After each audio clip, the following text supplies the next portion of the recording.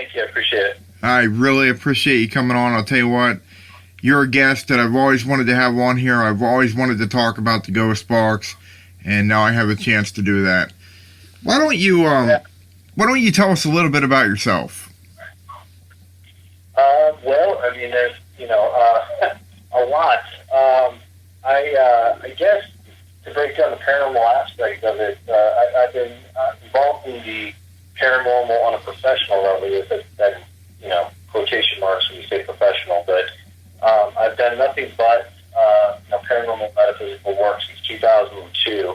I actually started a magazine, web magazine way back when, called Ghost Hunter Magazine, and that was pretty popular for quite a while. They came out just before the TV show Ghost Hunters came on to TV, and after I did that, I actually opened up another magazine called Haunted Times, which was the print paranormal magazine that was out there. Still, I guess, the world's largest paranormal magazine. We started that in 2004, and took that through 2012. So that was a lot of fun to do. Started the first, that I know of at least, the first public paranormal education event called Ghost Hunting University back in 2003. We go take people into purportedly haunted locations, teach a class on how to become a paranormal investigator, how to use the tools to take them on an actual investigation.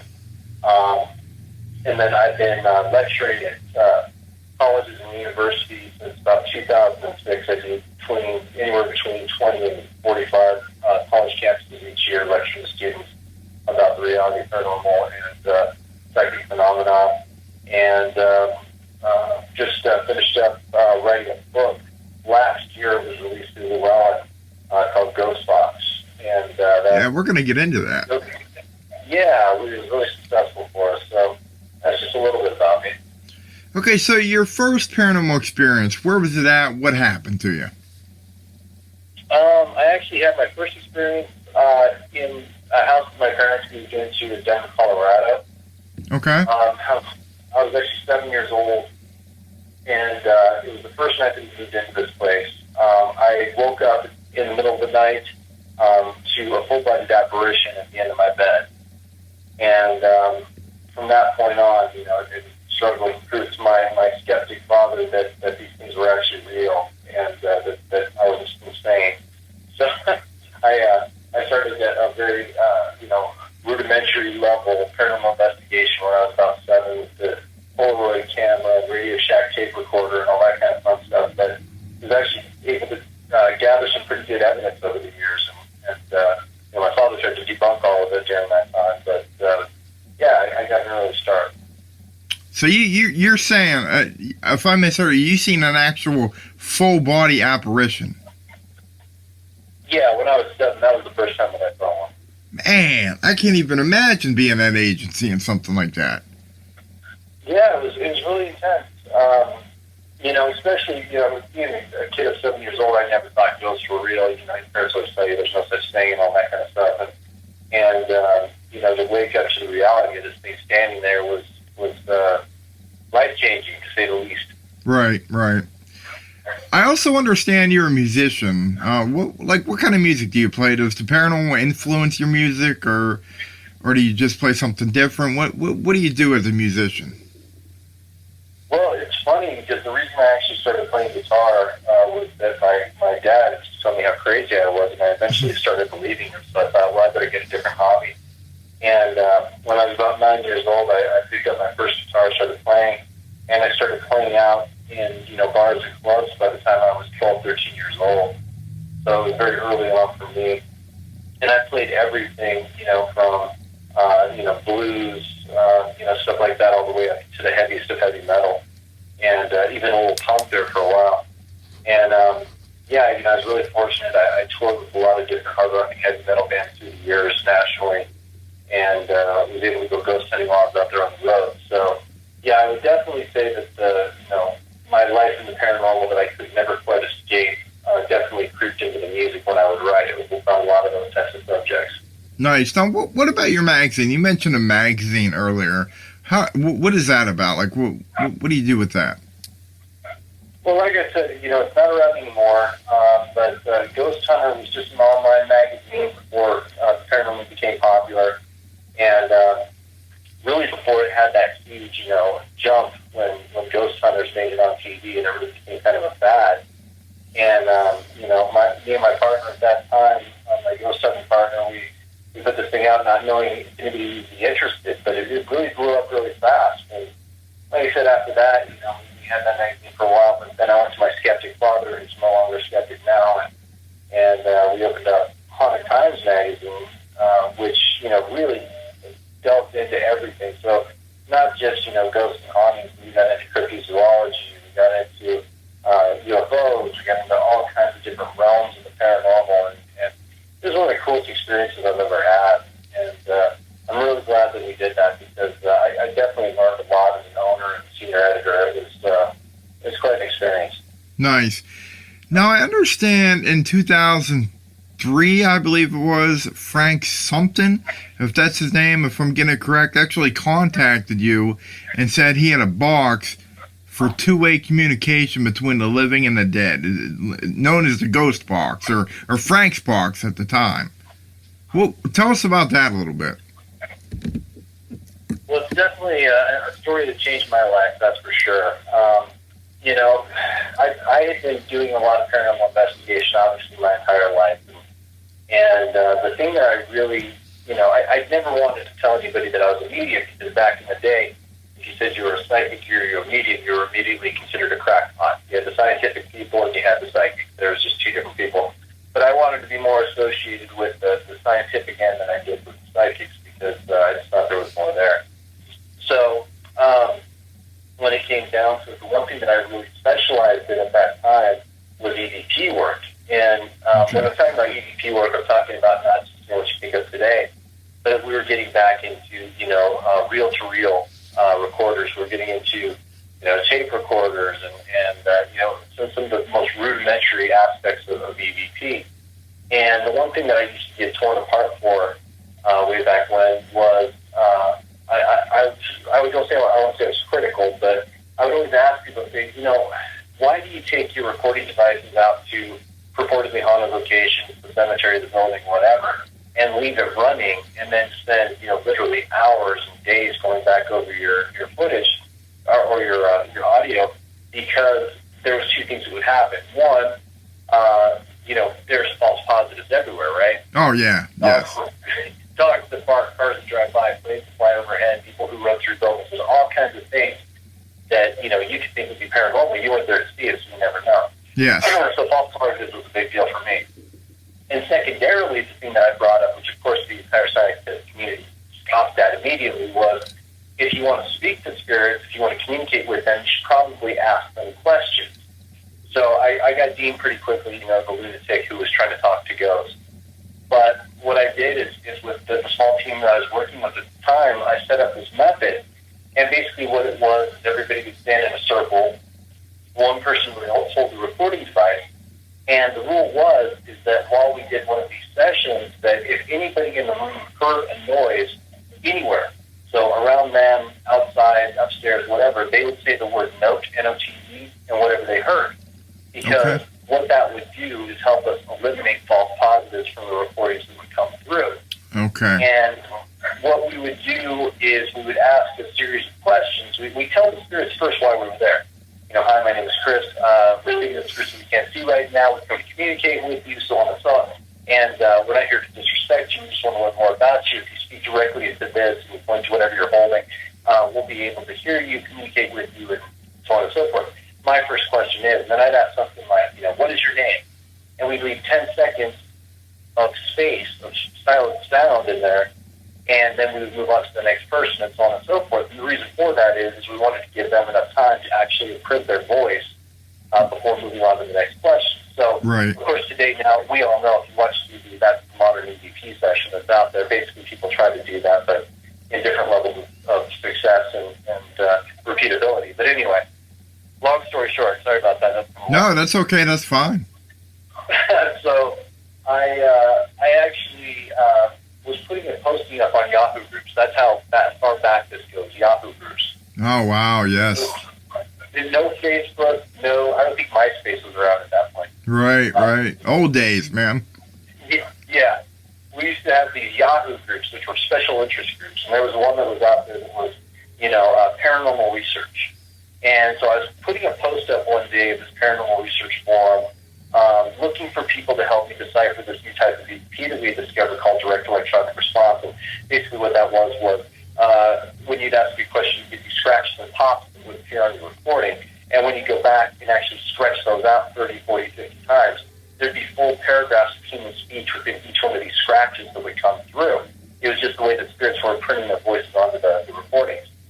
So it took a long time to decipher this type of EVP to have it come through. So I was asking people to basically help me out. And if EVP specialist needed, then I put my ad below. And I got a lot of people who responded to the ad, started working with me, and I still actually work with a couple of those people today. But one of the people who responded back to me was Frank Sumption. And it makes me laugh when I think about this, because he erased my entire post, and he just said, he erased the whole line I had that said EVP specialist, ? And he wrote probably the nastiest, meanest, scathing email I've ever received in my entire life to me, basically saying, you're an idiot, you need to get out of the field, what's wrong with you, you don't know what you're doing. I mean, it's just really. And, of course, I took offense to it, and I wrote him back just as nasty of an email. And it started the greatest blame war history. The two of us fought back and forth for months and months and months. And eventually my mom came and she goes, are you still friends with that guy, Frank? I said, yeah, I just had to be done with it. So I wrote him back one last email. I said, Frank, you stand on your side of the street, I'll stay on mine, goodbye. And he wrote me back one last email and basically said, you may wonder why I'm such an expert in EVP. I've actually completed Thomas Edison's telephone with the dead. And, of course, I laughed. That was always a legend. Nobody knew it was true. Right, and, more than likely, we all thought it wasn't at that point. So I wrote him back one more mean email, but I was serious when I said it. I said, Frank, if this is true, I will fly to any location you are in the world to see this thing work one time. And it turned out that he was 15 minutes from my office that entire time. So wow. Forever. We were 15 minutes apart. So we ended up meeting up at an IHOP, and he told us the crazy story of how he, started doing this. And mainly he was a shortwave buff, and he liked to build home electronics and that kind of stuff. And he was reading an article in, I think it was 1995, Popular Science magazine about the voices of the dead apparently coming through shortwave radio, this experiment that they were doing. So he set it up to debunk it so that he could actually prove them wrong. But when he set up the experiment, he turned it on, and it called him by his first, middle, and last name. And he shut it off. It just freaked him out. And he walked away for about 6 months, but eventually came back to it. And when he did turn it back on, apparently these spirits were coming through this experiment, telling him how to build a better version of that device. So he started building this device to their specifications. And apparently when he turned on this new thing that they had built, they were even clearer, telling him how to build an even better version of that device. So, my father and I laughed at him. He was completely insane. And we didn't think there was anything to it. But he invited us down to his workshop the next weekend to actually check it out. And we showed up there, and it looked like a mad scientist lair in the basement of the house. We went. And this machine that he showed us was an old 1980s computer tower with a big, gigantic one. And he ripped out the faceplate, shoved a bunch of wiring in, and made his own faceplate that didn't fit right. And there was buttons and lights and magic marker writing and switches and all sorts of different things. And there was a wood speaker that sat up on top of it, and then connected to it was one of those old Altoid cans. You know what I'm talking about, the Altoid can? Yeah. And in that, there's a speaker built into the middle of this Altoid can, and wires running in and out of it. It looked insane. And I saw this thing, I thought to myself, I was like, oh my God.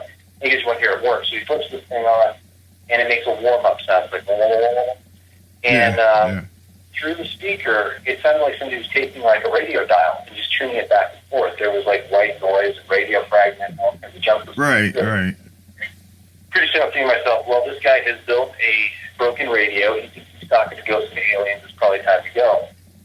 So my father and I tried to get out of there, but before we do, he basically tells us, hey, listen, you've got to take this machine with you, because the voice has said you're supposed to take this out with you and talk to ghosts. I'm just going to sit here and build these things, but you take this with you and, let me know how it goes. And, we absolutely thought he was nuts, but we grabbed the machine, we headed out. It sat on the shelf for a year, and finally, a year had gone past. We were closing down the office for the holidays the following year. And I thought to myself, I'm just going to prove to Frank this thing doesn't work. So I put this thing on, set a recorder next to it all day, and just basically let it run. At the end of the day, I went back and actually plugged it into the software and started trying to listen to what was coming through this thing. And when I'm listening to it, it just sounded like a broken radio. That's all it sounded like to me. And the thing was, we actually had this huge investigation. It was going to be our third time going back to the Valley House in Ashton, Kansas. And it was a big investigation. So as the sound was coming through the headphones, I started wandering off and thinking about, the case, Ashton, Kansas, the house, the spirits, the dates, all the different things that are coming through. And, I'm all of a sudden I realized, I still get the sound in my ears, and I want to go shut off the software. And before I did, right before I shut it off in my earphones, I hear, "Your trip to Atchison." And I went, "What?" And I'm thinking, what are the chances of a radio fragment coming through saying, "Your trip to Atchison," and we're going to be going there in a few days? I'm in Denver, Colorado. Atchison is a little speck on the map. I'm like, this is impossible. So I rewound it, and lo and behold, it said, "Your trip to Atchison." And pretty soon I started hearing things in this recording that were coming through that only my team knew. And I got to be honest with you, it freaked me out. Just freaked me out. Right, so right. We ended up taking this thing out to Atchison, Kansas. We got it up into the Valley House, into the nursery. It was dusk. Had an experience up there where we were trying to leave. And as my father and I were actually walking down the stairs, the volume turned all the way up on the machine. And from behind, and we actually heard, I call them technicians, I call them spirit technicians, but you may call them a guardian angel, whatever you'd like to say, spirit guide. This voice comes through and it says, "Sally, listen." And right behind that, we actually heard the little girl's voice, the spirit of the little girl's voice starting to come through and interact with this other voice. Mm-hmm. And they went back and forth forever, just talking. So we realized that we had something interesting. We went back and started talking to all the spirits that were there. And it's like we were on a telephone with a bad connection. We were actually able to hear all these spirits speaking back and forth. And the problem that we had with it is that, this was amazing. It was the most incredible thing that we'd ever discovered, but, the world wasn't ready. So right. I started making announcements, "Hey, I've got this broken radio brings through the voices to the dead." Everybody thought I was completely insane. And it took a long time for people to actually start paying attention to what I was saying. They would come to my events and they'd have experiences, and then they'd start telling their friends and things like that. Mm-hmm. But I still think the coolest thing that ever came out of it, for paranormal investigations, is awesome. For investigating, unsolved crimes and speaking to victims, it's incredible. It's a great tool. But, the most amazing thing that's come out of it for me as a medium is being able to bring through, someone's loved one in their own voice through the speakers of the machine. Yes. And, yes. It's one thing to have, somebody tell you, "Oh, your grandfather's there, your aunt, or whoever, they're trying to pass on some messages to you." That's awesome. I think that's great. Yeah. But when you can hear them themselves telling you that through the speakers of this machine, mind-blowing stuff. So that is. And I'll tell you what, we do got a question from Steve Hale on here on Facebook. He wants to know, do you know how the box works? Like, what kind of frequency it uses? Yeah, each one is different. When it comes down to it, Frank built each box very individually, on the same premise that each one kind of had his own touch to it. Mm-hmm. So he has some devices that would pick up, AM frequency, some that would pick up FM frequency, some that would function in shortwave. Then others that he had actually built that were really interesting that kind of picked up on everything that was out there. But I think the thing that was really unique about Frank's devices, and I say in the past tense because Frank passed away a few years ago. Yes. But I think the most fascinating thing that came out of it was in the majority of the devices that he built that I was part of working with him on was something called an RVG, a random voltage generator. And it seems like that RVG was one of the main keys in this thing working because spirits would actually use this internal device to actually manipulate their voices through whatever frequency came through. Right. What about all the other people that are like manipulating what Frank did? Like, there's a guy on Huff Paranormal. I don't know if you ever heard of him. A lot of people have. he's got so many ghost boxes out now, and it all originates from the Frank's box. It really does. Right. And Right. what are your thoughts on that? Do you like that they're using his thing, or is it kind of like ignorant? Do you think? I mean, what do you think about that? That's a good question. I think this is kind of a deep question for me because my father and I are actually the ones that named it Frank's Box because there was no other name for it. Right. He built it. I mean, that thing you use, we said it's Frank's Box. So that's all we know. Right. So being the first people to ever experience it and being able to take it out in the field and have the first things with it, the thing I realized very early on is that, in my opinion, and I was going to put that way, in my opinion, it's a medium's tool. So you really need a medium with a very specific energy to manipulate the device because in the wrong hands, it seems more like either it won't work or it seems more like an electronic Ouija board. It just shoots a couple of words out here and there. No specific answers to your questions. It's just kind of throwing things out.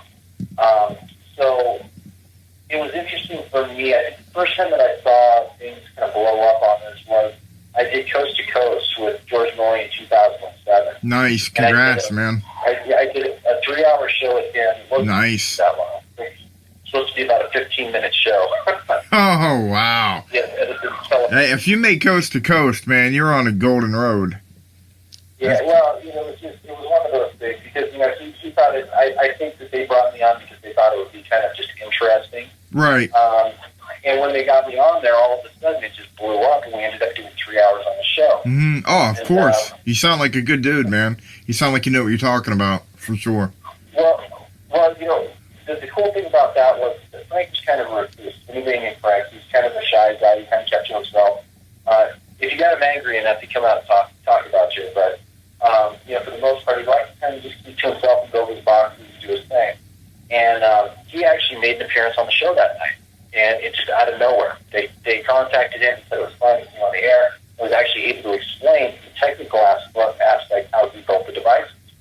And then we had some people where I've done events before where some of the owners were like, you got to listen to my experience and how this all worked when Chris brought this thing out. So it was cool.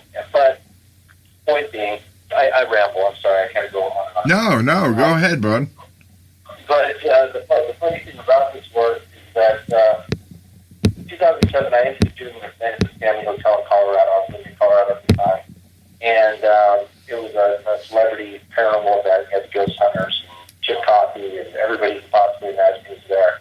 And they had just brought me up basically to be a vendor and sell my magazine. But I ended up getting more involved while I was there and ended up doing a couple of gallery readings for people using the ghost box and kind of demonstrated the reality of the song. So that was the first time that I actually started thinking about people attempting to copy what Frank was doing. The first one that came through was Rick Moran, who was building the mini box. That was the first thing that came out. And his partner at the time, April Slaughter, had the booth next to me. She was selling Taps Para magazine. And she was picking my brain the entire time on how the device worked and how, all these different types of things. And I kept insisting, hey, it really takes, it's not just the machine, it's the operator. You got to have the right kind of energy, the right kind of people. And they put this mini box device out, and from what I understood, a lot of people were angry when they paid quite a bit of money for these things. It didn't give them the results that they were looking for. And then at that same conference, Chris Fleming came to me because he actually had somebody he wanted to contact. I won't disclose who that was, but he was able to contact the person he was trying to get a hold of his box and spoke with them, had a full conversation with someone who had passed away. And about a year later, he released the SB7 device. So I saw it as it just kind of started to blow up, and now we're into the apps, and we're into all these different things that are out there. You get all these people who are box builders, quote unquote box builders. Yes. They all fight for who's the best box builder. I leave that to them. But I think when people ask me about it, I really believe that I did kind of open Pandora's box. Not to be cliche there, but I really do think I did open Pandora's box by making this very public and very known. But I think you just have to leave it to people to do what they're going to do with it. And, I know some people who have a lot of reverence for it, do it the right way, and I know a lot of people who just look at it more as a Ouija board. So I guess it could go either way. Right. Now, what do you think of the box itself? I mean, do you think that it's accurate? I mean, you've had many experiences with it. Do you actually believe that 100% that you're talking to someone on the other side? Oh, yeah, 100% accuracy, yes. Because, it makes me wonder, and I mean, it's in all respect to Frank, he passed away. It would be completely awesome to, like, if somebody were to be able to speak to him through his own box. You know what I mean? It's like, I'm sorry, go ahead. I didn't mean to cut you off. No. I'll tell you that. It was kind of a funny story. Anybody who kind of knew Frank or followed his work and things like that knew that Frank was temperamental, to say the least. He was an eccentric guy who was temperamental. I spoke at his funeral, and we all actually really had a good laugh all together, our friends and family, because Frank was just a really unique kind of guy. So, one day you're his best friend, the next day he hates you. It was just kind of one of those situations with Frank. Right. But I worked very closely with him for many, many, many years. And the point being behind this is that Frank used to tell everybody, not just me, but I think everybody he talked to, when I die, I'm not going to come through one of these things. I don't care. He had that kind of attitude. Right. He swore off. He would never come through one of his devices. I said, okay, Frank, okay, I understand, because he was always upset with how people were using him. Right. So I said, well, I understand, Frank. But it was interesting because when I got news of his passing, I was actually in New Orleans when I heard, and I mean, it was worse than losing a family member. It was such a deep, emotional hit for me. Because, like it or not, Frank and I are always going to be tied together in paranormal history, lore, whatever you want to say, good or bad, we're always going to be tied together. And it's like losing half of myself at that point. Right. So it's pretty deep. But it was interesting because I never use the device for myself. I don't try to contact my family, my friends, whatever. I just don't have a desire to do that. But just before the funeral, a day before, I don't know, something hit me, and I was like, I got to try to reach out and see if Frank will come through. And turned on one of the original devices, and lo and behold, about 25 seconds in, I heard it. I heard that unique, distinct, kind of high-pitched, scratchy voice, and he came through, and I recorded it, and it was amazing because I was able to take a short clip. It was about maybe 50 seconds broken up of him talking to his wife about how much he was going to miss her and how much he missed having coffee with her in the mornings. Wow. I was able to give her that recording and just say, hey, this is for you. You need to have it. And so that was really cool. That was a big deal for me. That's amazing, man. Later on, I'm sorry, go ahead. No, I was just saying that's amazing. It was incredible. And it was just so cool to hear him come through because he swore he never would.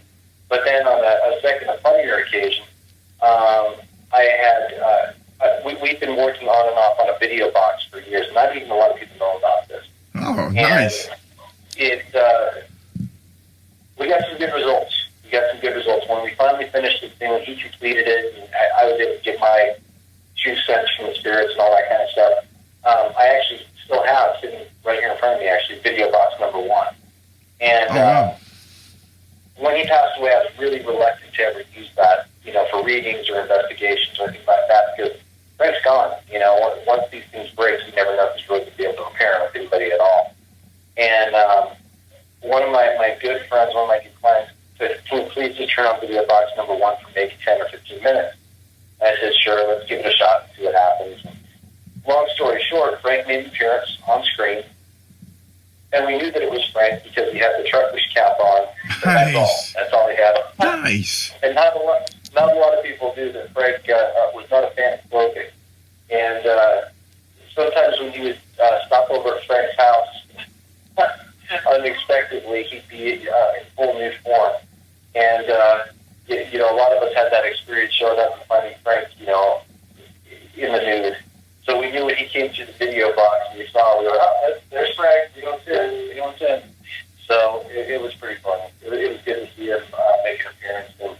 And he definitely does do work over there, but as far as I can tell, he doesn't mess around with trying to help people communicate or connect or anything like that. He always seems like he's still on the technical end. How can I improve it? How can I make it better?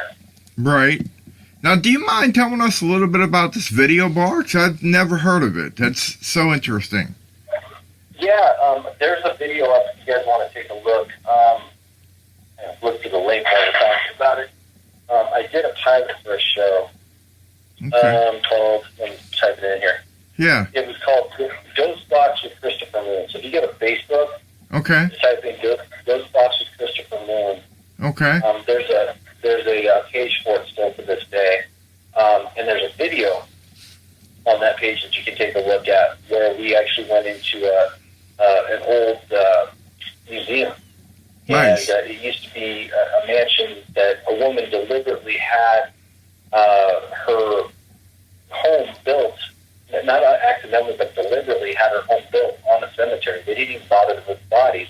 She was very rich. Wow. And she just said, I like the view from here. Just take out the headstones and pop the house on top of it. Oh, man. What she did at the time, they hey, go for it. So this house is extremely haunted. So the woman actually came through while we were talking because she apparently was being tormented by some of the souls that were kind of stuck there and trapped there, and they kept her there in return. And she kind of spoke for all the spirits there. So she makes an appearance on the screen, which is amazing because the way that they shot it, they were filming everything in the house, and there's a portrait up on the wall of this woman who owned the house. Okay. And then what appears through the video is her, all the way from the detailed, bun that she had on top of her head, the super high collar, the lace collar. Right. The jewelry that she's wearing on this video screen. It was incredible. And it's the first time we ever used that field, and that's the first thing that came through. Dude, that's amazing. Now, does that do voice too? Like the video, is there voice in there too, or is it just like picture? Yeah. What it is it's amazing. Box. Yeah, it's a Frank's box. It's just the way it's designed, and the one that I have runs on RBG and linear. So you've got two different options that go with that. And then when you flip on the video segment of it, from the way that Frank described it to me, basically it works on the same premise. The spirits are actually able to go in and use this RBG type of unit to manipulate the video waves that come through. And nice. What's interesting about this is that it's not that you see a long show, it's not like a video of someone, walking across the street or anything like that. It's a bunch of little segments, almost like a cartoon, how they draw frames. Right. You get one here, and then there'll be, 300 frames of nothing, and then you'll see the next movement. So it's painstaking to go through and actually pull down each of the images, but when you get them, I mean, they're not, it's not like you're looking at it and making our shapes in the static. You can see what's there. And so far, from what I've seen of it, it definitely blows away the old IGC, filming the white noise type of thing and looping it back through. It's definitely got something to it more than that. And Frank himself, just on testing alone, is getting some really cool stuff. Now, do you have any other websites at all that you would like to put out there? The main website for me is ChristianPsychic.com. Okay. You can basically find anything and everything about me right there.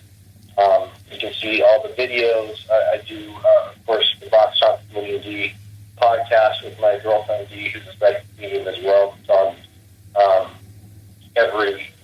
alternating Monday and Wednesday night on the Paranormal Warehouse Network. You can see, the Ghostbox Chronicles episodes on YouTube and on VidiSpace. We just started with VidiSpace for doing Ghostbox Chronicles live and done 3 episodes there. So you can basically learn everything about us. You get a reading there. You can do, if you want to do a catering, you can do that. So I always recommend everybody just head over there. It's kind of like my press kit online. Nice. I wanted to ask you this. Is there a way to purchase one of these boxes? Do you guys actually sell them at all? Because I would love to get my hands on one of these. Yeah, I've never sold one of Frank's devices. I just, he entrusted them to me. He never asked for any kind of money for any of the devices other than one that I had custom built for me. Right. So to me, it's always one of those things where it hasn't crossed my mind. I've had people contact me and literally offered, tens of thousands of dollars for some of these, especially, video Oh, boxes. yeah, exactly. The original Frank's box, I could never part with those things. But, and I've actually been thinking about putting together kind of a traveling museum of the ghost boxes because I have every generation of those. It'd be kind of cool to take that out and show the public where it all started and where it's gone. Oh, yeah, absolutely, man. So tell us some... I'm sorry, go ahead. I've been approached by several people recently, and I don't know if this is synchronicity or just coincidence, but I've had a lot of people come to me lately and said, would you be interested in building, your own version of the ghost box? And at first, of course, I went, no, absolutely not. But then I thought to myself, if I could put together a unit that might be more grounded, might be more safe for people to use, and get some pure results instead of just, a broken radio, full pin type of thing. It might be worth it to look at putting something out there. So it's something I'm exploring right now. Right. Now, there's another device I wanted to ask you about that, people are using it. It's kind of like a device. It's like EVP, but it's not.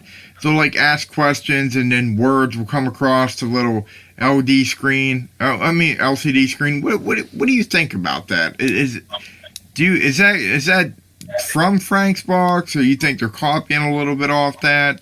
Because it seems like it came out after the ghost box. Are you talking about the obelisk? Yes. Oh, okay. Yeah, I am not a fan. I actually went out and purchased my own obelisk just basically to make a point. Right.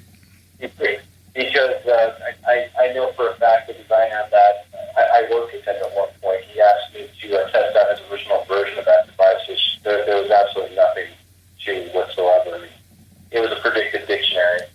And okay. I really didn't see any value in it. And still to this day, I don't see value to it. It's just, to me, it's a predictive dictionary that's programmed to say certain words more than others, and they're usually scary or frightening words. So great for slumber parties, not great for paranormal research. I completely understand. So, if people want to know some of the scary things that may have come through the ghost box, what would be one of the most eerie things that you've ever heard coming through the ghost box, if anything at all? I mean, it might just be good stuff that's coming through, but if there's anything eerie, people want to know that. I literally could reference hundreds of thousands of threats that have disturbed me to the point of wanting to leave a location. I think the one that got me the most, at least affected me the most, is when we were in the Valley House. It was our fourth time, and we just brought those bikes in. And brought in the people who lived in the house at the time. But we turned it on, and we started finding out some things that had happened inside the house, where the doctor had actually, murdered the girl. It was her father, and we found out that he was actually related to her, and this whole thing. And as we were relaying the story and having a conversation with him, he got frustrated through the device, and in front of myself, my mother, and the person who used to live inside the house, I have a recorded clip that he says, I will kill you in your bed tonight. Wow. And I was literally staying across the street, in the mansion across the street from the Valley House at the time. So that affected me pretty deeply. Yeah, I can imagine. I remember one time, Ghost Adventures, they were able to get a Frank's box. They had Frank's box, and they brought it into, I forget where maybe it was a prison or an old hospital or something, and it come across there and it said something like demon, and it freaked what's Zach out. It freaked Zach out real bad and the whole crew, and they all got weird feelings and they left real quick. A lot of people are asking, do you think that you might be talking to demons that are manipulating humans? Well, that was one of the concerns that I had when you started, seeing all the hack devices come out. I was thinking to myself, well, there's absolutely no control. I work with a team of what I did, what I call spirit technicians, that a lot of people consider to be spirit guides. So not only do I call out to them and hear names and things like that, but there's a very specific frequency in the beginning of all my sessions that I know to listen for to make sure that it's them, in fact, coming through. Okay. Because, it's a dark alley out there. EVP in general, they're not quite sure who's who. So you really have to have somebody on the other side working with you to help you out with that.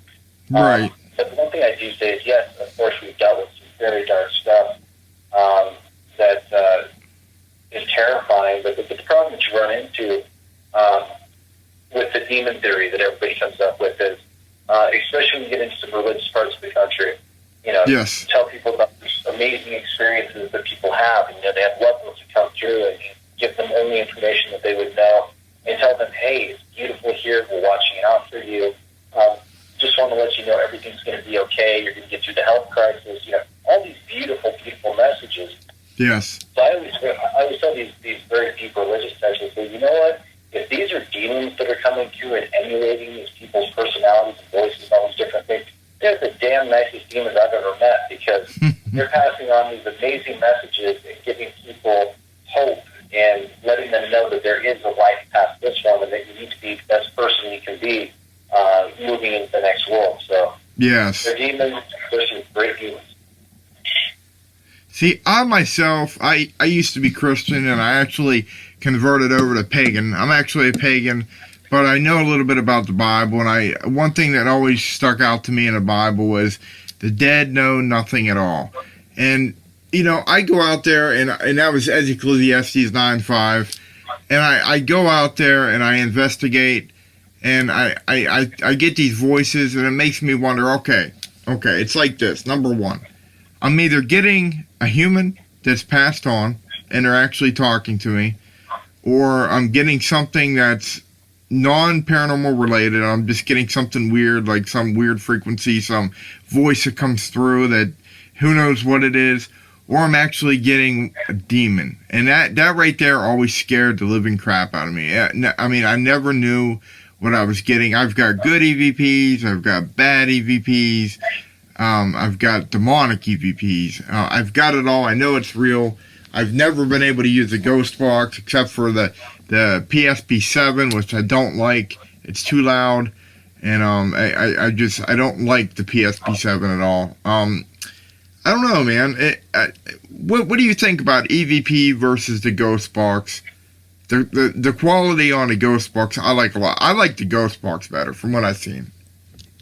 Well, again, going back and doing the earliest EVP kind of stuff, when you're dealing with it, it's so much better because it's a real-time communication. I mean, it truly is Tom Edison's telephone to the dead. You're able to have a two-way conversation with spirits and have them answer specific, exact questions that come through. So, what we used to have to do with open air EVP is go into these locations, ask questions, and then go back, review all of our evidence, capture maybe an answer or two, and then follow up on that answer in the next EVP session. And it was extremely, extremely painstaking because you have to basically be having this slow, drawn-out conversation. Where you can turn on the ghost box, and if you know what you're doing with it, you can have a full conversation with the spirit and get all sorts of different information that comes through, and it can last less than 20 minutes. Right. Now, Chris, has this ever affected your life in a negative way? I can tell you this. Whenever we were researching, my wife, she's the producer of my show. She will not go out and ghost hunt when I ghost hunt because we've had some pretty wild experiences, and it seems like it affected our life in a very negative way. I could go on and on about the negative stuff. So she quit. I kind of went back into it. What do you think? I mean, has anything ever happened to you to where you think, you know what, maybe I should not be doing this?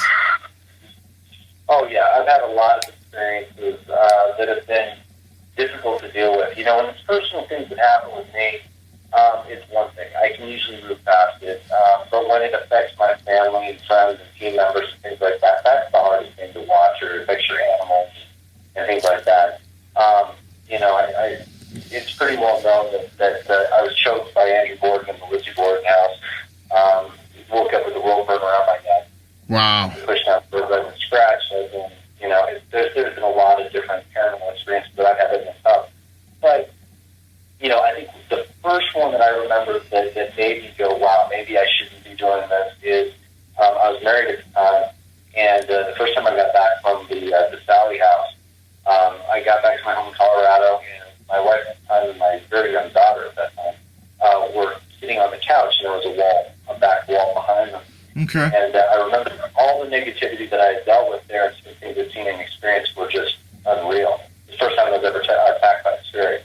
And I was coming back, and I was relaying the information to my then wife, and my daughter was there paying no attention whatsoever. But then all of a sudden, and I know this sounds insane, but inside the wall behind them, it sounded like there were 2 to 3 dogs that just started viciously fighting inside the wall. It was banging, slamming, growling, tearing, ripping, to the point that they jumped off of the couch and ran across the room back towards our garage because it was so loud and frightened so badly. Wow. And the first thing that I felt was the father, and I went running out the back of the house to see if there was some sort of dog attack that was happening back there, and there was absolutely nothing there.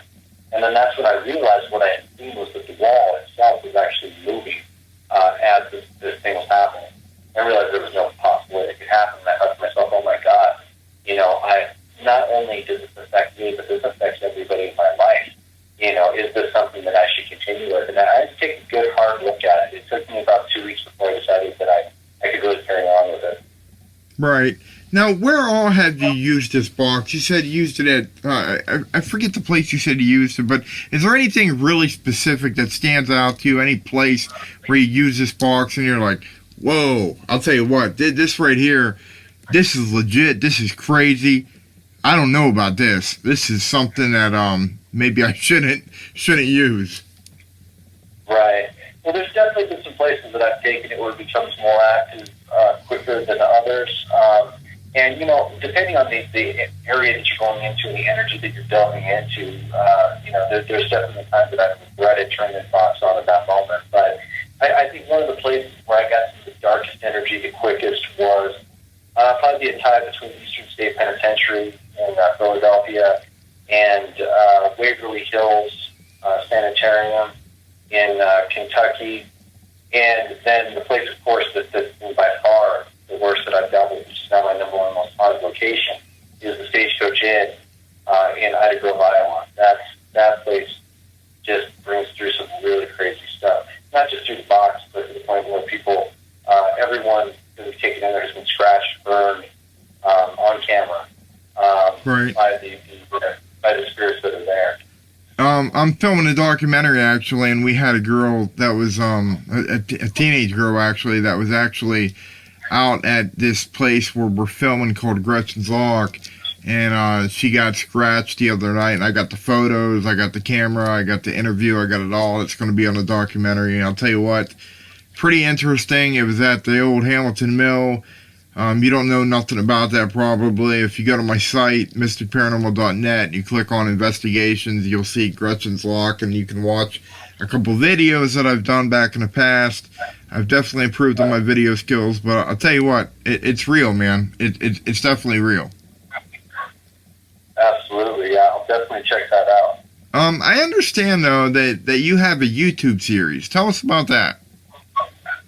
Well, yeah, it's interesting because it started out as a YouTube series, and now we're actually on Nick Groff and Elizabeth Saints Network, VidiSpace.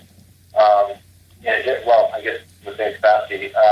We started out the show not having any clue what we were doing. And the reason that we started doing the show ourselves is because everybody used to harass us, my mother and I, because I work with my mom. Okay. They say, you guys live like this incredible, almost TV show life where these amazing things happen minute to minute. And if I was here tonight, I wouldn't believe that it happened. You should do a show so people see what happened. And so we kind of fell under the pressure of that. And the one thing that I wanted to avoid doing was I'd done a lot of reality paranormal TV in the past, like Paranormal State, Door to the Dead, and a lot of these different shows that I was on way back when. Right, and right. I really wanted to avoid getting into that fake paradrama junk that was out there. And so we decided we would do it our way, do it ourselves. And basically,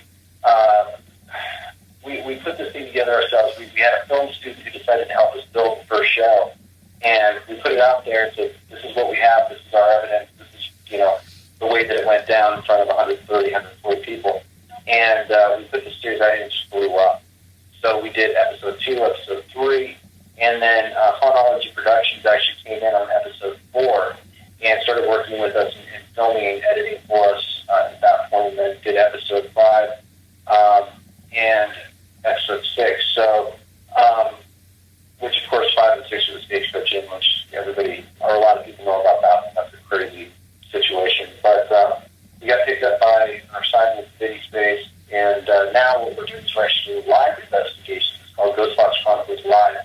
And they send our film crew, our camera crew around with us to all sorts of different haunted locations. The first one that we did was actually the Bloody Mary's Museum in New Orleans. Nice. 2 nights there, which was absolutely crazy. And then we ended up doing a couple of shows down here where I live in Brownsville. This is the camera crew down here. We did it there. So next week we're heading back to the Colin Gray house in Oakland. We have a canned episode that's going to air on the network on Wednesday of the last time we were there. And then we're going to be there Friday night, Saturday night live doing an investigation. So, yeah, it's a lot of fun. And the thing is a lot of people who question say, is this real and is this legitimate and all sorts of different things. First off, we always have a Facebook Live that we do that we take along with us, so everybody is there for all the sessions that we do. Nothing can be changed or altered. Right. And secondarily, now we're at the point where we do these things live, and basically the chat room is there with us, and they ask the questions, they hear it live, and it's beautiful. I think that people are able to get the reality of spirit communication, and they're able to see these things happen right in front of their eyes and ears. So I love doing it. I really do. Now, how do they get to your YouTube site again? I'm sorry. Most of my stuff is pretty easy. It's you can just go to the website, kristenpsychic.com. It's all listed on there. Or you can go to my ID on YouTube and Twitter and Periscope is Man is the Moon, not Man is the Moon. And you can watch all the old episodes. You can go back and scrutinize and look at them. And the thing I love about those is that what I used to do before we would actually air the episode, the filmed episode, is we would put the Facebook Live up beforehand so people could go through and watch the raw ghost box session all the way through. Right. And then watch the episode and see how it all matched up. Right. I understand, too, that you wrote a book. Tell us a little bit about that, your book. Yeah, my mom and I wrote the book. It's about all the experiences we've had with the ghost box through the years. Starting back in about 2003, all the different units, all the different, there's some frightening ones in there, there's some amazing ones in there. But Llewellyn contacted us, and they wanted us to write this book, so we put it out. We didn't know exactly where it was going to go. Neither myself or my mother had ever written anything before, so we weren't sure how it was going to go. But it was the number one book on Amazon in its category for 8 straight days when I did it. Still selling strong like that. So we're really proud of that. Nice, man. Congratulations on that. Thank you. Yeah, we're happy to. I'll tell you what, that's wonderful that you work with your mother on something like this. It's absolutely wonderful. I love that. My mother actually passed away about a year ago, and I'll tell you what, it's a very dark void when you lose your mother. And I mean, I would seriously do anything to hear her. I mean, I've tried EVP, I've tried all kinds of different things, and there's nothing. It's just blank. I mean, I went to her grave, I got her ashes here. I've tried everything in the book except for the ghost box, and I cannot get a hold of her whatsoever. And it's just like, it's so frustrating. I would love to hear my mom again. That would just be amazing. One thing I suggest for you, just on a natural level, before you have to get into electronics and stuff, is something I suggest to a lot of my clients beforehand, because when we lose a family member, especially, I can't even imagine.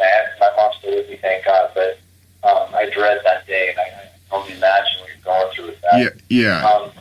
When you're trying to reach out to them, one thing that I do suggest from a metaphysical standpoint is to not trying too hard. I know that sounds crazy, but Right. Sometimes when we want to make that connection, we actually block that connection. Right. Okay. That's kind of why I was asking if you sell ghost boxes. I know Huff Paranormal does. They're really expensive when he sells them, but I mean, I'm willing to buy one. So I mean, I might buy one from him. I don't know. I mean, I just want something of that caliber to see if I can actually reach out to her, or during my documentary, reach out to the ghost that I'm actually trying to talk to. The Ovilus, I've actually had some success with that. We asked who was here, and Mandy came across, and we were like, what's your middle name? And she said Lynn. What's your last name? She said Madeline. So we got Mandy Lynn Madeline, which was amazing, to respond that way. It was nuts. I couldn't believe it. That was just 3 days ago that, during the filming of our investigation that we got that. That is awesome. I love when they're able to manipulate anything. It's so great. But I was going to say, if you get a chance, instead of spending that kind of money right off the bat, one thing I would suggest for you to try, and I know this sounds a little crazy, but just hear me out real quick. Yeah, absolutely. Before you go to sleep at night, what I'd like you to try to do, when you're kind of just in that state where you're getting ready to go, I'm talking about you're real tired, you just started to drift. What I'd like you to do is really envision her. I want you to think about her face, and I want you to think about the best memory you have with her at any age, okay? And as you're thinking about that, as you're envisioning that, I want you to think about one specific question, not a bunch, just one specific question that you want to ask her. Okay. And as you start to drift out, let it happen. Now, you need to keep either the phone or some kind of recording device next to you, okay? Okay. Or a pen and a piece of paper.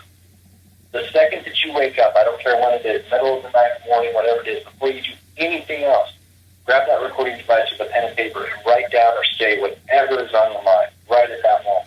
Right. Everything, okay? That's a good idea, man. Because what will happen is, for a lot of my clients, what will happen is they'll go back and they'll actually look at those notes later in the day, and it will cue a dream and a memory that comes through. Man, and yeah. You'll actually have a communication with them that you will be able to remember as actual conscious memory, not a dream, but conscious memory. Right. And communicate with you at night. Like, and the better you get at doing that every single night, asking a question, and just, bring something new each time.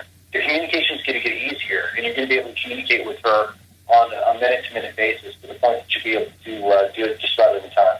That would be nice. I'll tell you what, before she died, right before she died, she said she had this dream. She was at home alone. Her husband was at work. He was just about to come home. And she had a dream that she was at a brick wall, okay? And the bricks were all colored differently, but the bricks were real loose. So she started removing the bricks. It was just a wall. And as she removed the bricks, this brilliant light and color came through. So she kept removing the bricks and kept removing the bricks till finally she could fit inside. And it was the most brilliant colors she has ever seen. And right before she walked in, her husband woke her up, and she thinks that she would have died if she went in there. And when she died, I had a dream of her, and I knew she was dead. It didn't freak me out whatsoever. I knew she was dead. She came to me, and she said, I said, Mom, what's it like to die? That was a weird question. I just said, Mom, what's it like to die? And she said, I fell in love with the colors. The colors were awesome.